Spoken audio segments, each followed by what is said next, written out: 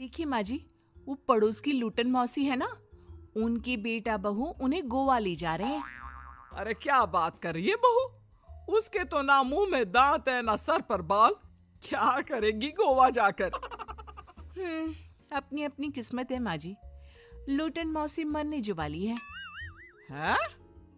अरे बहू, ये कैसा मरना हुआ जो पहले से ही पता है और ऊपर से गोवा भी घूमने जा रही है? बोला ना माँ जी, ये अपनी अपनी किस्मत है। बात हुई थी मेरी लूटन मौसी की बहू से। बोल रही थी कि चलो दवाई में जो पैसा लगेगा वो गोवा में लगा देते हैं। सास को बहू की बात से पता नहीं क्यों नफरत की बदबू आ रही थी, लेकिन वो कुछ नहीं कहती और कमरे में जाकर लेट जाती है। क्या बात है, लूटन के तो मजे ही मजे है। वैसे आइडिया बुरा नहीं है, थोड़े से पैसे लगाओ और सीधा गोवा की सैर। मैं भी चलती हूँ गोवा। अगले रोज सास तय वक्त पर उठती नहीं। अरे देखो जी, माँ जी अब तक उठी नहीं। आज दूध वाले से दूध और काम वाले के लिए दरवाजा मैंने ही खोला है। अब कम से कम माँ जी का ये तो सुख है कि सुबह जल्दी उठना नहीं पड़ता। अरे बड़ी अजीब हो तुम। मेरी माँ सुबह से उठी नहीं है और तुम्हें चिंता दूध और काम वाली की है। अरे तुम्हें चिंता है ना, तो जाओ जाकर देखो क्या हो गया। वैसे मेरी किस्मत कहाँ लूटन मौसी की बहू जैसी। बेटे को माँ की चिंता होती है। वो सोचता है कि कहीं माँ की सांसें तो नहीं रुक गई और हमें पता ही नहीं चला। बेटा माँ के कमरे में जाता है और वहां जाकर, माँ क्या हो गया है तुम्हें? बेटा, लग नहीं रहा कि अब मैं बचूंगी। लल्लन डॉक्टर के पास ले चले। अरे कैसी बात कर रही है माँ? तेरी तबीयत सीरियस है और मैं तुझे लल्लन झोला छाप डॉक्टर के पास ले जाऊं? ना ना ना। अरे तो कहाँ ले जाएगा बता दे।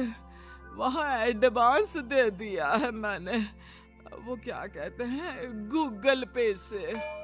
हैं? तूने क्यों पैसे दिए माँ? तुझे पता था क्या कि तू बीमार होने वाली है? सास को लगता है कि कहीं चोरी पकड़ी तो नहीं गई। वो हड़बड़ा जाती है और उसे पसीने निकलने लगते हैं। अरे माँ क्या हो गया? सर्दी में भी पसीने? लगता है तेरी तबीयत ज्यादा ही खराब है और लल्लन डॉक्टर पास ही में है। चल उसी को दिखा देता हूँ। माँ को लेकर बेटा डॉक्टर के पास जाता है, जहां माँ ने पहले ही पैसे देकर सेटिंग कर रखी थी। डॉक्टर के क्लिनिक में जाते ही डॉक्टर की ओवर एक्टिंग की दुकान खुल जाती है। हाय राम माँ जी, हे भगवान, अब तो कुछ नहीं हो सकता। ये तो मरने वाली है बेटा। हैं? ओए डॉक्टर है इसलिए इज्जत से बात करूंगा, नहीं तो मेरी माँ को देखे बिना ये बकवास करने के लिए तेरे मुंह में घूसा मार देता। अरे ना ना बेटा, ऐसे मत बोल। वो डॉक्टर है, उसे वो दिख जाता है जो किसी को नहीं दिखता। हाँ माँ, शायद तू ठीक बोल रही है। डॉक्टर क्या दिखा आपको? हमारे डॉक्टर जी, जिन्होंने पहले से ही माँ से बोलने के पैसे ले रखे थे। यमराज, काला भैंस, वो तुम्हारी माँ को ले जा रहा है। ले जाओ इन्हें। यार माँ, ये डॉक्टर ही है तांत्रिक? क्या क्या बोला जा रहा है? अरे बेटा, वो डॉक्टर है, उसे वो दिखता है जो किसी को नहीं दिखता। इनकी हर इच्छा पूरी करो, क्योंकि यम नहीं चाहते कि इनकी कोई भी इच्छा को अधूरी रखा जाए।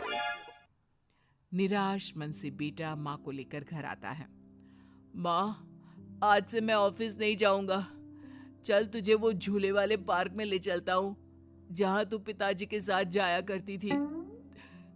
ठीक है बेटा, चल, लेकिन साथ में वो बीड़ी का बंडल रख लेना।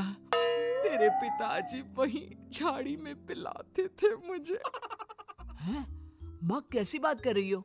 वैसे भी जीवन के 4 दिन बचे हैं और तुम। अरे देख बेटा, ना पिलानी तो ना पिला, लेकिन सुना ना तूने डॉक्टर ने क्या कहा कि मेरी कोई इच्छा खाली नहीं रहनी चाहिए। अरे वैसे बेटा 4 दिन की जिंदगी है, न जाने कब मौत आ जाए। माँ के मुंह से मौत का नाम सुनकर बेटा गंभीर हो जाता है। उसकी आंखें लाल हो जाती है। वो माँ का हाथ पकड़ लेता है। माँ को भी लगता है कि उसकी मौज मस्ती कहीं बेटे को डिप्रेशन में ना डाल दे। देख, लल्लन का फोन आया था, बोल रहा था कि हो सकता है मौत ना भी आए, पर इच्छा पूरी करके रख दे। जब जाऊंगी तब तृप्त होकर जाऊंगी, क्यों? तभी बहू की आवाज आती है, माँ जी, आपकी फेवरेट गट्टे की सब्जी बनाई है। सास खाने के टेबल पर जैसे ही बैठने वाली होती है, बहू उनकी चेयर पीछे करती है और प्यार से बिठाती है। बहू शांत हो जाती है। वो माँ को बस देखती है और उनकी हर बात मानती है। रात को जब सास सोने जाती है तो, माँ जी, मैं आपके पैर दबा देती हूँ। आज आप डॉक्टर के पास गई थी, थक गई होंगी ना। बहू का प्यार देखकर सास को हैरानी होती है।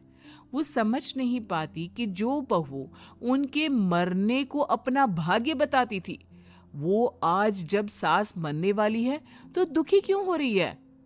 क्या सोच रही हैं माँ जी? यही ना कि मैं ऐसा क्यों कर रही हूँ?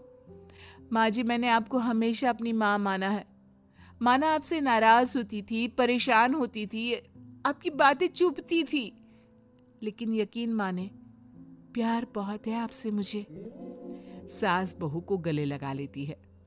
अरे तू क्यों मोह में डाल रही है? आज नहीं तो कल मुझे मरना ही है ना। बहू रोने लगती है और वहां से चली जाती है। अब तो सास आए दिन कोई ना कोई डिमांड करती जिसे बच्चे पूरा करते। मुझे ना वृंदावन जाना है, कृष्ण की नगरी देखने। जी माँ जी, हम आपको लेकर चलेंगे। माँ, मैं कल ऑफिस से छुट्टी ले लेता हूँ। बेटा अब आए दिन छुट्टी लेता और माँ को घुमाता फिराता। एक दिन बॉस कहते हैं, रमन, क्या बात है? मैं देख रहा हूँ पिछले 1 महीने से तुम ना काम करते हो ना दाम, बस सारा दिन इमोशनल से बैठे रहते हो। ऐसे में तो कंपनी तुमको और नहीं रख पाएगी। मैं खुद ही नौकरी छोड़ने की सोच रहा था बॉस। वो क्या है कि माँ का आज नहीं तो कल कभी भी देहांत हो सकता है। इतना कीमती समय मुझे तो पल पल उनके साथ रहना होगा। पता नहीं कब वो मुझे छोड़कर चली जाए। और बेटा नौकरी छोड़ देता है। माँ, मैंने नौकरी छोड़ दी है। आज से मैं तेरे पास रहूंगा। माँ जी, मैंने भी बच्चों का नाम स्कूल से कटवा दिया है। अब हम सब आपके पास ही रहेंगे और आपकी सारी इच्छा पूरी करेंगे। अब सास को लगता है ये तो कुछ ज्यादा ही हो गया। अरे बेटा, नौकरी नहीं करेगा तो खाएगा क्या? बच्चे स्कूल नहीं जाएंगे तो साल बर्बाद हो जाएगा। वो समझ नहीं पाती कि क्या करे, कैसे ये ड्रामा खत्म करे। बेटा, बहू, तुम लोगों से एक बात करनी थी। देखो, मैं ना बहुत शर्मिंदा हूं, मैंने झूठ बोला था, मुझे कुछ नहीं हुआ है। वो तो ये बोलकर सास सारी बात घर वालों को बता देती है। ओ माँ, सच्ची? हे भगवान, मैं जानता था माँ को कुछ नहीं होगा। वाह माँ जी, ये तो बहुत अच्छी खबर दी। मैं तो हलवा बनाने जा रही हूँ। तुम लोग मुझसे नाराज नहीं हो? नहीं माँ जी, हम बहुत खुश हैं कि आपके मरने की खबर झूठी है। माँ, शायद मैं तेरे ठीक होते ही तेरा इतना ख्याल रख लेता तो तुझे ये नाटक करने की जरूरत नहीं पड़ती। माँ जी, आप हम लोगों को माफ कर